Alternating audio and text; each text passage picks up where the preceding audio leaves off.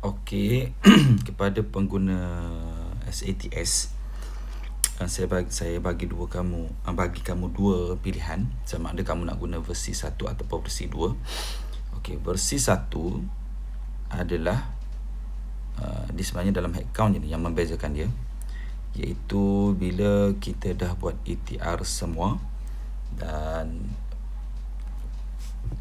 kita pergi dekat head count, dan bila kita masukkan secara manual berapakah markah OTI yang kita nak pelajar tu dapat dalam peperiksaan pertama.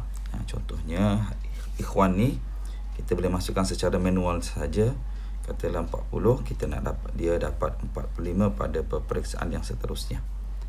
Okey, itu cara pertama. Dia akan keluar grade ini, grade yang mengikut markah potensi. Okey, itu yang pertama. So bila kita pergi dekat transkrip murid, okey, di sini saya ada buat penambahan sedikit, iaitu bila kita jana transkrip, okey,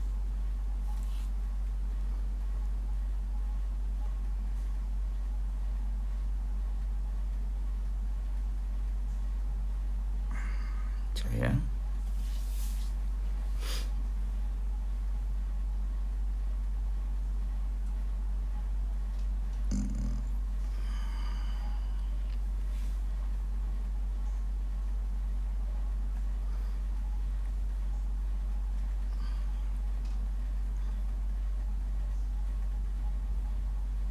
okey, kamu akan nampak dia ada kolom untuk OTI. Jadi boleh digunakan untuk untuk sasaran yang pertama. Okey, kita tengok ikhwan tadi, mana ikhwan tadi? Okey. Okey, dia ada sudah sini sasaran dia. Jadi kita boleh bagilah sasaran tu kat dia. Itu yang pertama. Yang kedua, saya di sini, okey, bila kita dah buat ETR dan bila kita dah setting berapa bilangan peperiksaan yang kita akan masukkan. Okey, di sini ada 2, 3, 4. Okey, kalau kamu pilih 3, dia akan kira untuk 3. Kalau kamu pilih 4, dia akan kira untuk 4. Okey, bila kamu dah masukkan dan kita dah buat dia punya ETR. Okey, contohnya kita pergi dekat matematik. Bila kita dah buat ETR, okey, dia akan keluar ini semua dan dia akan keluar markah sasaran dia. Kenapa sikit markah sasaran dia? Sebab dia berdasarkan potensi murid. Okey, jadi kita kena push dia sikit-sikit. Contohnya Nur Tahirah ini, okey, dia dapat 15. Jadi untuk OTI kita nak push dia pergi 22 dulu. Okey, kita tak boleh nak push dia pergi 40 terus. Okey.